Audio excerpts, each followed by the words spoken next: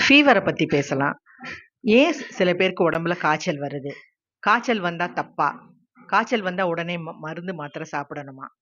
நம்ம யோசிக்கணும். உடம்புல கழிவுகள் சேர்ந்தா தான், அந்த கழிவுகள எரிக்கிறதுக்கு நம்பளுக்கு அந்த காய்ச்சல் தேவைப்படுது. உதாரணத்துக்கு ஒரு குப்பைய எரிக்கிறதுக்கு ஒரு தீய போட்டு எரிக்கிறோம் நம்போ.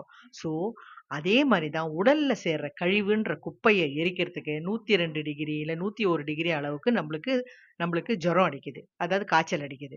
ஸோ, இந்த காய்ச்சல் மூலியமா நம்பளுக்கு அந்த கழிவுகள உடம்பே நம்பளுக்கு நடக்கிற ஆட்டோ மெக்கானிக்கம் சிஸ்டம் தான்.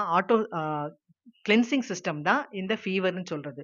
ஆனா நம்ம என்ன பண்றோம்? ஃபீவர் வந்தா உடனே ஒரு மாத்திரைய போட்டு அந்த ஃபீவர் அடக்கிர்றோம். அது தப்பு. ஸோ அந்த கழிவ உள்ள வச்சுக்கிறது நல்லதா? வெளியில போறது நல்லதா?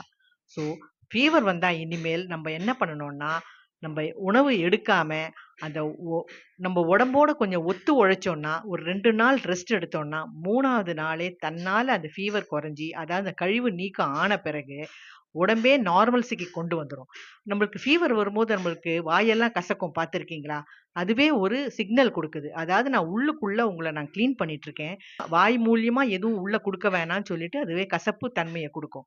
ஸோ, அந்த நேரத்துல நம்பளுக்கு சோர்வா இருக்கும்போது ஃப்ரெஷ் ஜூஸ் மட்டும் எதனா குடுத்துட்டு ஓய்வு, ஓய்வு, ஓய்வு இத மட்டும் குடுத்தாலே கழிவுகள் சீக்கிரம் வெளியேறி நார்மல்ஸுக்கு வந்துருவோம்.